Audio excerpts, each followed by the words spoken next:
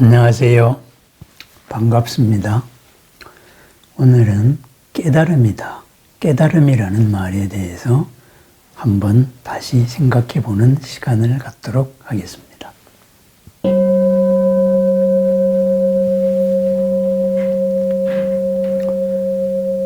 부처님께서는 깨달음을 얻으셨다. 이렇게 흔히들 이야기 말합니다. 그래서 깨달음이라는 것은 과연 얻을 수 있는 것인가, 어떤 대상으로서 우리가 갖는 것인가, 얻을 수 있는 것인가, 또는 수행한다 그럽니다. 열심히 닦고 익혀가지고 이룰 수 있는 것인가, 만들어낼 수 있는 것인가, 이런 생각을 하기가 쉽습니다. 그래서 깨닫는다, 무엇을 깨닫는다, 어떤 목적어를 가진 실체로서 생각하기가 쉽습니다. 그러다가 보니까 그 깨달음이 뭐냐, 그래서 그것 하나를 펑 하고 알면은 그러면은 된다, 이렇게 우리가 흔히 생각하기 쉽습니다. 그런데 금강경은 분명히 그러한 환상을 깨줍니다. 금강경 7번째 단락이 무득 무설분이다, 이렇게 말합니다. 무득, 얻을 바가 없다. 그죠? 무설, 무엇이라고 말할 바가 없다. 이렇게 말합니다. 그렇습니다. 깨달음은 무엇이 아닙니다. 무엇을 얻는 것도 아니고 무엇을 만들어내는 것도 아닙니다. 이것이 깨달음이다. 이렇게 특정할 수 있는 것도 아니다. 바로 이런 말이 되겠습니다. 그것은 무엇하고 같냐 하면은 우리가 어떤 사람이 훌륭한 사람이라 그럽니다. 그러면 훌륭함은 이것이다, 이것이 훌륭함이다라고 특정할 수 있는 게 있습니까? 그죠? 훌륭함이라는 것은 그 삶 전체가 어우러졌을 때 훌륭함입니다. 우리가 어떤 사람을 아름답다고 이야기합니다. 그럼 아름다움이라는 것은 뭐겠습니까?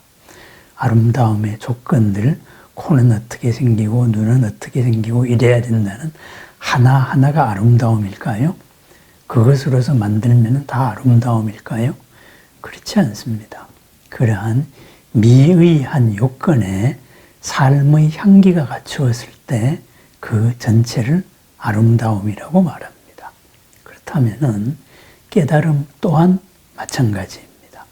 그래서 금강경 7번째 이야기를 한 번 더 읽어보겠습니다. 세존께서 수보리에게 말씀하셨습니다. 수보리여, 그대의 뜻이 어떠하냐?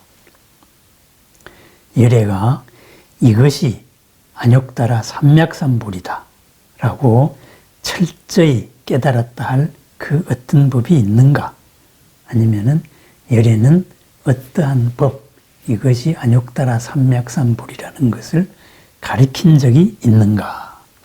그랬을 때 수보리 존자가 제가 아는 바로는 부처님께서, 열애께서 무상정등정각이다 라고 철저히 깨달았다 할 어떤 법도 없고, 부처님은 이것이 깨달음이다 라고 가르치신 적이 없습니다.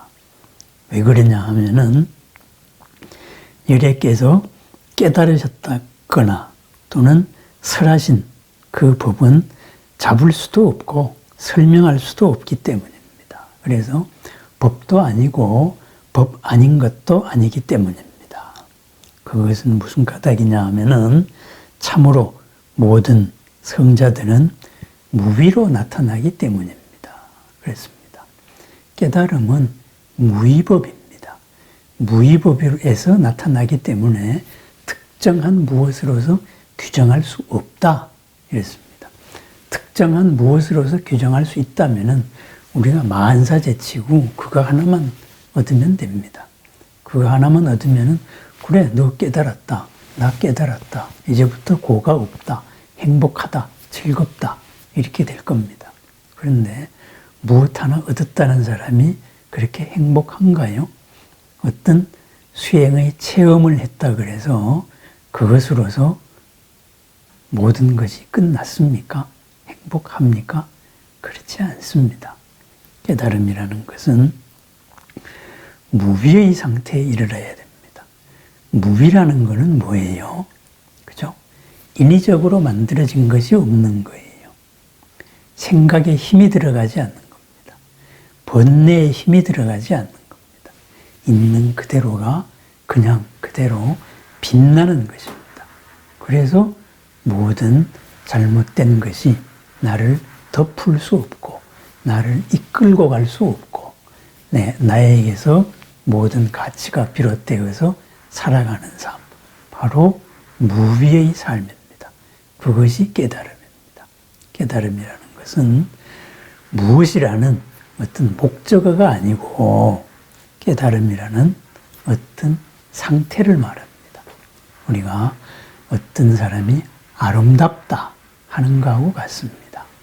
어떤 사람이 훌륭하다 하는 것과 같습니다. 그 아름다움과 훌륭함을 이룰 수 있는 그러한 수많은 요인들은 있겠지만은 그 요인들 하나하나가 훌륭함도 아니고 깨달음도 아닙니다.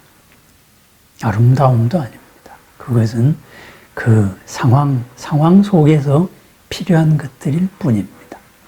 이 언제나 어디서나 빛나는 가득한 공덕이 그 자리에서 그대로 드러내는 것, 이것이 바로 깨달음입니다.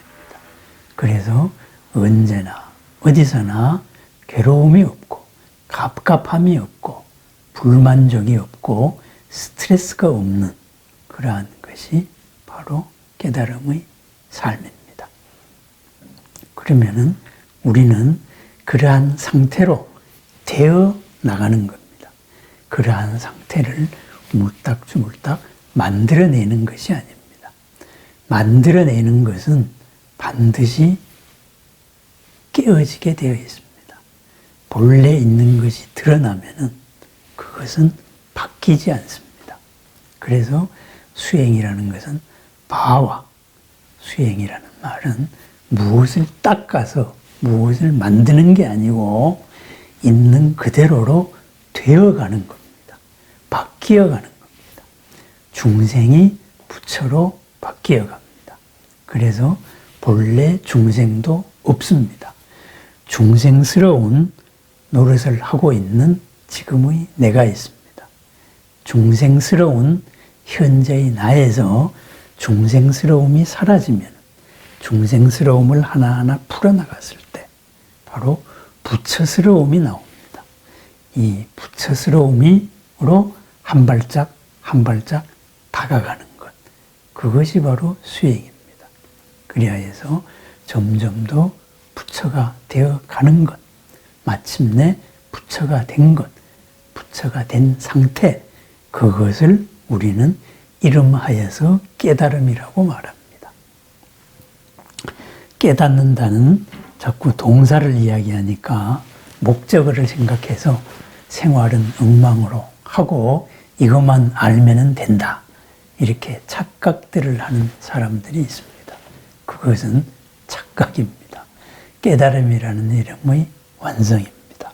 그래서 파유소법, 요만한 법이라도 열애가 얻은 거는 없다 그랬습니다. 왜 얻은 게 없습니까? 그렇게 바뀐 겁니다. 본래 있는 것으로서 바뀐 것이지 어떤 새로운 것을 만든 게 아니다 이거죠. 그죠? 이것이 쿠마라집 스님이 조금 애매한 번역 때문에 뭐 여러 가지 오해가 있을 수 있는데 그렇지가 않다 이거죠. 깨달음은 무엇을 깨닫는 것이 아닙니다. 무엇을 아는 것이 아닙니다. 그 상태로 가는 것입니다. 본래의 상태로 가는 것.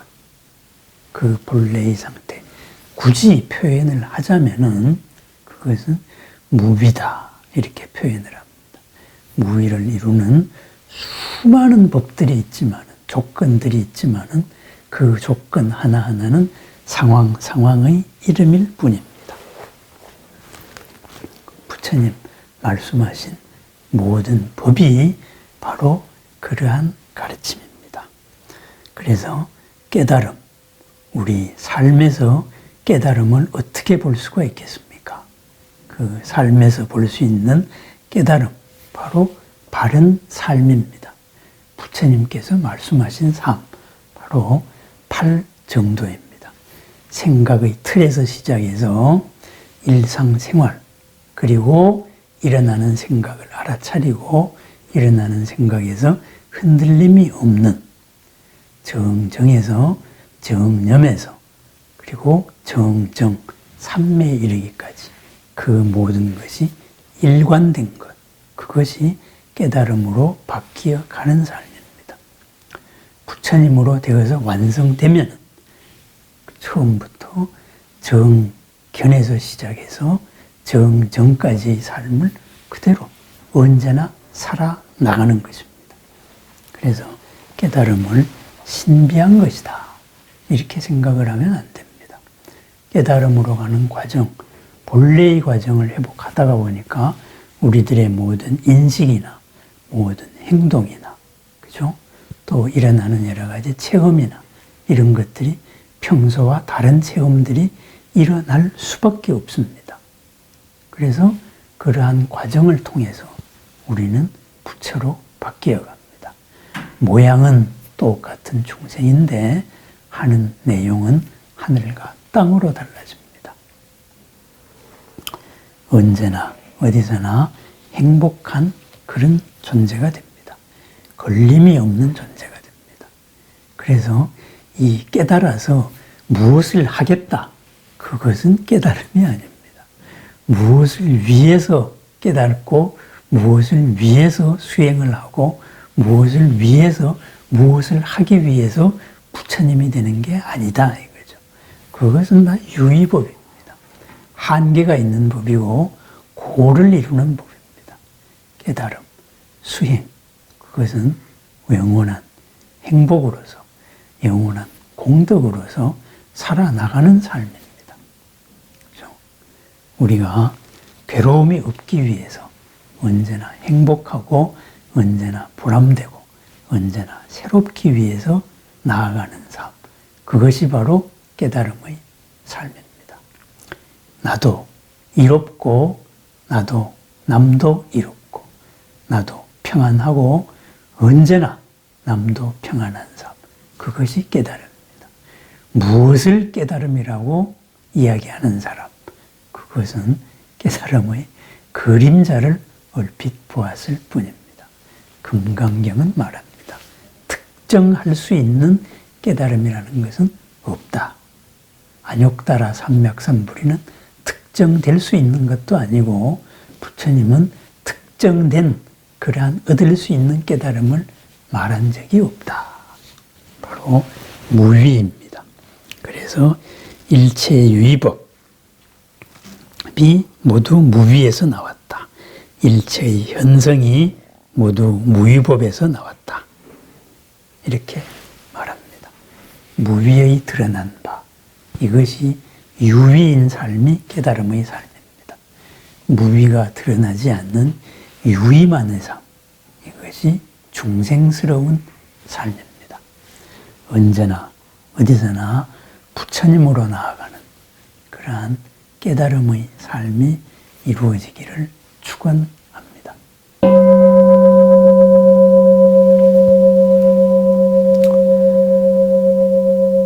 움직이고 말하고 그리고 살아가는 이 일거수일투족에서 중생스러움이 하나하나 사라져 나갈 때 우리는 부처님으로 바뀌어 가고 있습니다. 우리는 그렇게 부처님으로 살아가고 부처님으로 되어 갑니다. 언제나 어디서나 보람과 즐거움과 행복이 항상 함께하기를 축원합니다. 감사합니다.